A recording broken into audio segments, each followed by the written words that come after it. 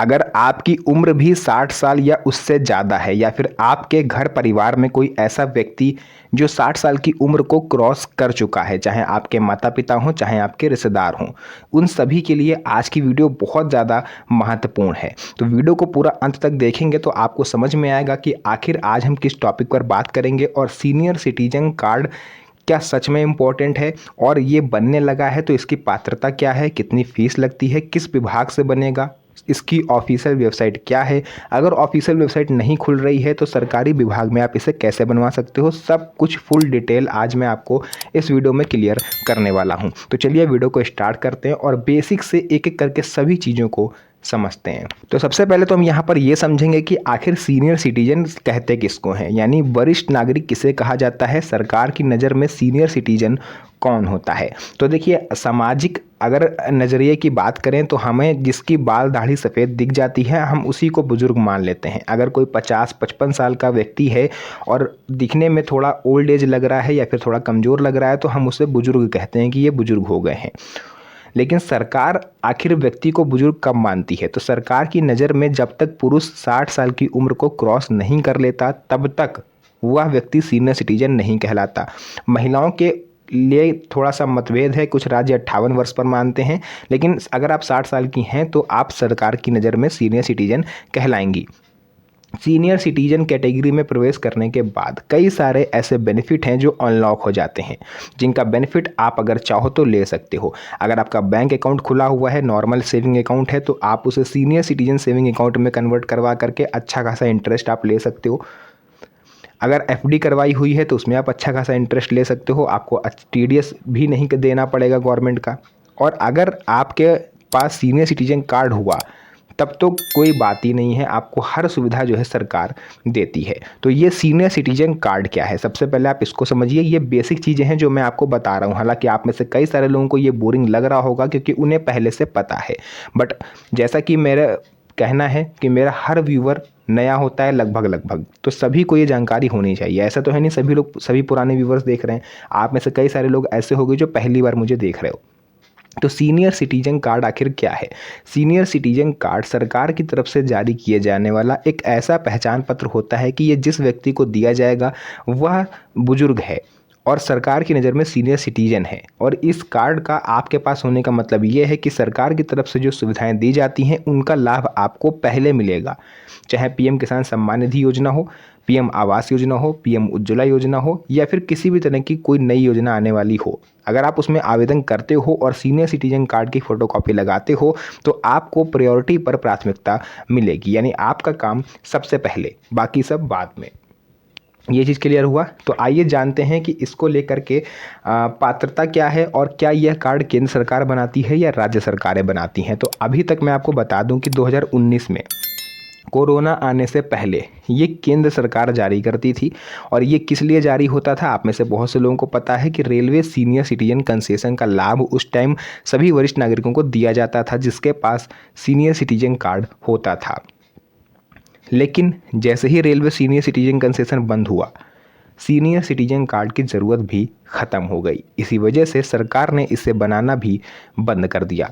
तो अब सुनने में आया है, अगर मीडिया रिपोर्ट्स के अनुसार हम लोग बात करें तो 1 अप्रैल के बाद से, 1 अप्रैल 2026 के बाद से, यानी जब सरकार का नया वित्तीय वर्ष शुरू होगा तो सीनियर सिटीजन कार्ड एक बार फिर से बनना शुरू हो सकते हैं। और इस बार इसकी पात्रता भी चेंज हुई है, इसमें योग्यता भी आपकी चेंज हुई है। अगर मंथली आय कुछ आपकी आ रही है, आपके अर्निंग कहीं से आ रही है तो वो भी यहाँ पर देखा गया है। मतलब बहुत सी चीज़ों का ध्यान रखा गया है, सब कुछ चेंज हो रहा है। और सबसे बड़ी बात यह कि इस बार ये राज्य स्तर पर हो सकता है। हालांकि इसको लेकर के अभी कमेटी बनी हुई है, उनकी अपना चर्चा चल रही है, लेकिन सूत्रों के हवाले से जो खबर है वो ये है कि इस बार ये सीनियर सिटीजन कार्ड जो है वो राज्य स्तर पर बनेंगे, ना कि केंद्र स्तर पर। केंद्र स्तर पर बनने का मतलब ये है कि पूरे देश के बुजुर्गों को ये मतलब पूरे देश के जो बुजुर्ग हैं सभी के लिए रास्ता खुल जाएगा, सभी इसको बनवा सकते हैं। लेकिन राज्य स्तर पर अगर सरकार जारी करती है तो इसमें केवल उस स्पेसिफिक राज्य के ही सीनियर सिटीजन को इसका फ़ायदा मिलेगा, अदर स्टेट को इसका बेनिफिट नहीं मिलेगा। तो सुनने में यह आया है कि यूपी, दिल्ली, एमपी, महाराष्ट्र, इन राज्यों में पहले सीनियर सिटीजन कार्ड शुरू होगा। और बिहार में तो अभी चर्चा चल रही है, इसको लेकर के भी कंफर्मेशन नहीं आया है। बट कुछ राज्यों में सीनियर सिटीजन कार्ड बनना स्टार्ट हो रहे हैं 1 अप्रैल के बाद से। तो अब हम लोग जानेंगे कि इसको बनवाने की पात्रता क्या है, इसमें योग्यता क्या है और क्या किस विभाग में लगेगा, कितने डॉक्यूमेंट लगेंगे। तो देखिए, सीनियर सिटीजन कार्ड भी यहाँ पर 2 तरह के होते हैं। पहला होता है 60 साल से लेकर के 79 साल के बीच में, यानी 60 टू 79 ईयर्स के बीच में जो कार्ड बनता है उसे नॉर्मल सीनियर सिटीजन कार्ड कहते हैं। बट 80 से अबव यानी 80 साल के ऊपर के अगर आप हो और आप सीनियर सिटीजन कार्ड बनवा रहे हो तो आपका जो सीनियर सिटीजन कार्ड होगा वो सुपर सीनियर सिटीजन कार्ड होगा, जिसको हम लोग गोल्डन सीनियर कार्ड भी कहते हैं। तो इसके दोनों के बेनिफिट अलग अलग होते हैं, दोनों के लाभ आपको अलग अलग मिलते हैं। तो कौन कौन से लाभ हैं, सबसे पहले जान लेते हैं। सरकारी योजनाओं में प्राथमिकता। जब भी आप किसी सरकारी योजना में आवेदन करेंगे तो आपको अपने सीनियर सिटीजन कार्ड की फ़ोटोकॉपी उसमें ज़रूर लगानी है, मांगी गई हो या ना मांगी गई हो, आपको लगाना ज़रूर है। अस्पतालों में सुविधा। सरकारी अस्पतालों में भीड़ होने पर आप कार्ड दिखा करके अपना इलाज पहले करवा सकते हो, अपना पर्चा पहले बनवा सकते हो। कई बार आपने देखा होगा कि आप अस्पताल में जाते हो तो पर्चे के लिए लंबे लंबी लाइनें लगी होती हैं और आप भी उन्हीं लाइनों में पीछे खड़े हो जाते हो। अब आपको ये गलती नहीं करनी। पहली बात तो हर सरकारी अस्पताल में सीनियर सिटीजन के लिए अलग से काउंटर होगा कि आप वहाँ पर जाओ, अपना पर्चा आसानी से बनवा लो। बट अगर काउंटर नहीं है जगह की कमी से या स्टाफ की कमी से, तो आपको लाइन में नहीं लगना है। मैं बार बार कहता हूँ, आपको नंबर 1 पर जाना है और अपना पर्चा बनवाना है। कोई भी स्टाफ आपको मना नहीं करेगा। यही काम आप डॉक्टर को दिखाते समय भी कर सकते हो। आप पहले जाओ, आपको लाइन कहीं नहीं लगना। ये सबसे बड़ा बेनिफिट होता है सीनियर सिटीजन होने का। यात्रा में रियायत।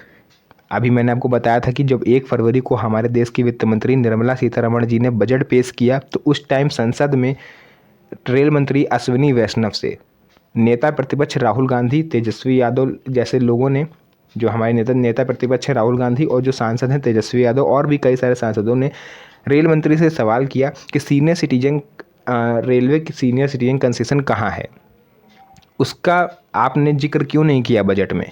तो फिलहाल मैं आपको बता दूं कि रेल मंत्री की तरफ से बयान ये आया है कि हम औसतन 46% तक सब्सिडी हर यात्री को दे रहे हैं।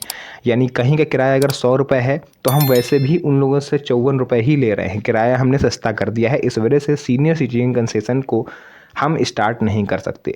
तो फिलहाल के लिए दूर दूर तक कहीं रेलवे में आपको छूट मिलती नहीं दिख रही है। लेकिन हाँ, अगर आपकी उम्र 70 साल से ज़्यादा है और आपको कोई गंभीर बीमारी है जिसके इलाज के लिए आपको दूसरे स्टेट ट्रैवल करना पड़ता है, अप डाउन करना पड़ता है, तो आपका जो अस्पताल से एक कार्ड बन जाता है, उसके थ्रू आपका किराया केवल माफ़ हो सकता है। Otherwise railway senior citizen concession के स्टार्ट होने के अभी कोई चांसेस नहीं है। बैंकिंग सुविधाओं में प्राथमिकता। बैंकों में सबसे ज़्यादा कतारें बुजुर्गों की देखी जाती है क्योंकि प्रति माह उनकी पेंशन आती है। उस पेंशन को निकालने उन्हें जाना होता है और भी कई कामों से बुजुर्गों का बैंक में आना जाना लगा रहता है, जिस वजह से उन्हें वहाँ पर भी लंबी लंबी कतारों में लगना पड़ता है। लेकिन अब आरबीआई की तरफ से पिछले साल ये स्पष्ट दिशा निर्देश आ गए थे कि किसी भी बुजुर्ग को आप लाइन में नहीं लगवाओगे। हर बैंक में, चाहे प्राइवेट बैंक हो, सरकारी बैंक हो, अर्ध सरकारी बैंक हो, सभी बैंकों में इस senior citizen special dedicated counter होना कंपलसरी है। बट कुछ बैंकों ने ये बहाना बनाया।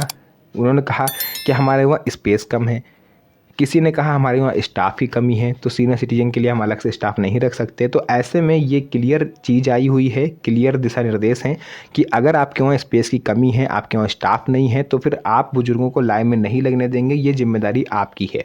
अगर कोई सीनियर सिटीजन लाइन में लगा हुआ मिलता है और औचक निरीक्षण में ये चीज़ पकड़ी जाती है तो बैंकों पर कार्रवाई निश्चित है। तो अगर आप बुजुर्ग हो तो आपको नंबर 1 पर जाके अपना काम करवाना है, कोई भी अधिकारी आपको मना नहीं करेगा। पेंशन योजनाओं में आसानी हो जाती है। कई बार पेंशन योजनाओं में आवेदन और लाभ प्राप्त करने में ही सीनियर सिटीजन कार्ड सहायक होता है। और सबसे बड़ी बात ये होती है इसकी कि इसकी वैलिडिटी जो है वो लाइफ टाइम होती है। एक बार कार्ड बन जाने के बाद इसकी वैलिडिटी कभी नहीं जाती, डीएल की तरह, ड्राइविंग लाइसेंस की तरह नहीं कि हर तीसरे चौथे पाँचवें साल आपकी वैलिडिटी जा रही है। बिल्कुल नहीं, एक बार बन जाने के बाद ये लाइफ टाइम आपका वैलिड है। और इसमें बैंकिंग में बड़ा बेनिफिट ये है कि अगर आप अपने नॉर्मल सेविंग अकाउंट को senior citizen special saving account में आप कन्वर्ट करवाते हो तो उसमें आपको, अगर अदर कस्टमर्स को 6.5% तक इंटरेस्ट मिल रहा है तो आपको 8.52% तक इंटरेस्ट मिल सकता है। ज़्यादा जानकारी के लिए आप अपने बैंक में कांटेक्ट कर सकते हो। कि बहरहाल सीनियर सिटीजन स्पेशल कोटे से अगर आपने अकाउंट खुलवाया है तो फिर आपको और भी ज़्यादा बेनिफिट मिलते हैं। अगर आपको इसके बारे में फुल डिटेल वीडियो चाहिए तो आप कमेंट में लिख दीजिएगा, तो मैं उस पर एक नई विस्तार से नई वीडियो बना दूंगा कि बैंक में आपको कौन कौन से बेनिफिट मिलते हैं, ताकि आपकी जो जमा पूंजी है उस पर आपको ज़्यादा इनकम हो सके। अब कौन से लोग इस कार्ड के लिए पात्र हैं, तो आवेदक की उम्र कम से कम 60 वर्ष होनी चाहिए, आवेदक भारत का स्थायी निवासी होना चाहिए, वैध पहचान पत्र होना जरूरी है, जिस राज्य से आप आवेदन कर रहे हो उस राज्य में मिनिमम आपने 5 साल तक जो है स्थायी निवास किया हो। ये इस बार नई पात्रता आई है कि 5 साल आप उस राज्य के निवासी हो जिस राज्य से आप अप्लाई कर रहे हो। तो सबसे पहली बात तो आपको ये देखना होगा कि आपके राज्य में सीनियर सिटीजन कार्ड बन भी रहा है या नहीं। हालांकि राज्यों की लिस्ट अभी तक क्लियर नहीं हुई है, जिस वजह से मैं आपको यहाँ पर लिस्ट दे नहीं सकता, बट अगर आप अपने राज्य का नाम कमेंट सेक्शन में लिखते हो और मेरे पास कोई स्पष्ट गाइडलाइंस आती है तो मैं आपको रिप्लाई ज़रूर दूंगा कि आपके राज्य में बन रहा है या नहीं बन रहा है। इसके अलावा सीनियर सिटीजन कार्ड बनवाने के लिए कौन कौन से दस्तावेज लगेंगे, तो आयु प्रमाण पत्र के रूप में आपको कोई एक दस्तावेज देना है, चाहे आप बर्थ सर्टिफिकेट दो, आप पासपोर्ट दो, पैन कार्ड दो, स्कूल लिविंग सर्टिफिकेट दो या 10th क्लास की मार्कशीट दो, इनमें से कोई एक दे दीजिएगा। पहचान पत्र के रूप में आप Aadhaar card, voter I D card या पासपोर्ट में से कोई एक दे सकते हो। पता प्रमाण के रूप में राशन कार्ड, बिजली का बिल, पानी का बिल, बैंक पासबुक या आधार कार्ड में कोई एक दे सकते हो। इसके अलावा हाल ही में खिंची हुई 2 पासपोर्ट साइज फ़ोटो भी आपको देनी है, पर ध्यान रहे कि पीछे बैकग्राउंड कलरफुल नहीं होना चाहिए। वाइट बैकग्राउंड में फ़ोटो होनी चाहिए और 3 महीने के अंदर खिंची हुई फ़ोटो होनी चाहिए, क्योंकि ज़्यादा पुरानी फ़ोटो अगर आप दोगे तो फेस डिटेक्शन में आपको प्रॉब्लम हो सकती है।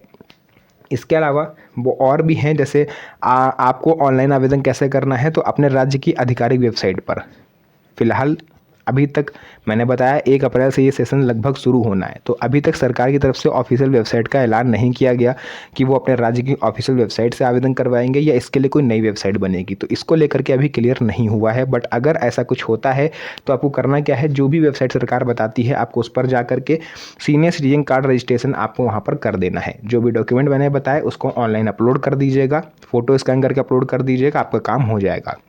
स्लिप जरूर लीजिएगा, रजिस्ट्रेशन स्लिप। और कार्ड आपका 15 से 20 दिन में बन जाएगा अगर आप ऑनलाइन बनवाते हो, और अगर आप ऑफलाइन बनवाते हो तो आप नज़दीकी तहसील कार्यालय, जनसेवा केंद्र, सीएससी सेंटर, समाज कल्याण विभाग के ऑफिस यहाँ पर जा कर के भी ये बनवा सकते हो। डॉक्यूमेंट मैंने जो आपको बताए हैं वो उसकी एक फ़ोटोकॉपी करा के लेके जाइएगा। फॉर्म आपको कार्यालय पर मिलेगा, फॉर्म को भरने के बाद उस पर आपको फ़ोटो चिपकानी है, साथ में आपको जितनी भी फ़ोटोकॉपी हैं वो आपको अटैच कर देनी है और फॉर्म को सबमिट कर देना है।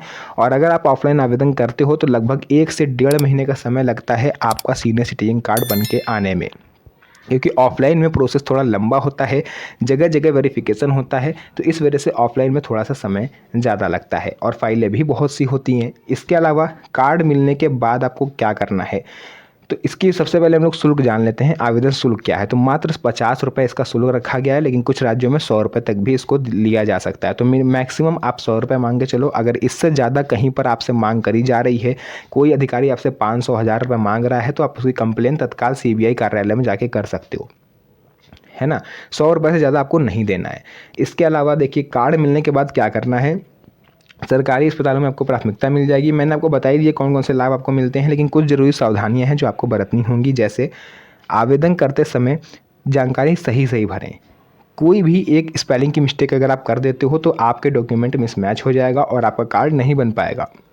रजिस्ट्रेशन नंबर सुरक्षित रखना है। भविष्य में अगर आपका सीनियर सिटीजन कार्ड बन के नहीं आता है तो उसी नंबर के थ्रू आप क्लेम कर सकते हो कि मेरा कार्ड अभी तक क्यों नहीं आया।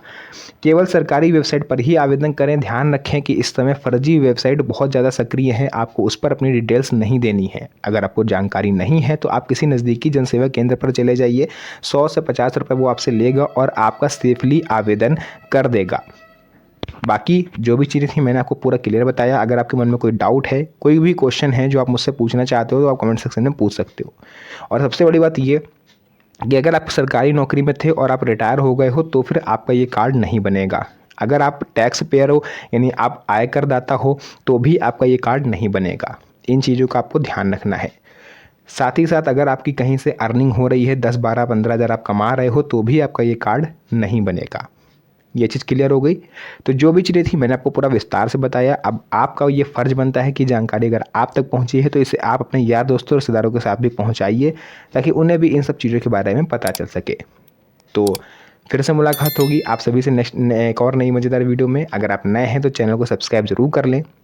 वीडियो को लाइक भी कर दें, क्योंकि आपका एक लाइक मेरे लिए मोटिवेशन होता है आपके लिए ऐसी और नई नई वीडियोस बनाने का। तो मिलते हैं आप सभी से नेक्स्ट वीडियो में एक और अच्छी इंटरेस्टिंग मजेदार वीडियो में। तब तक के लिए धन्यवाद। जय हिंद।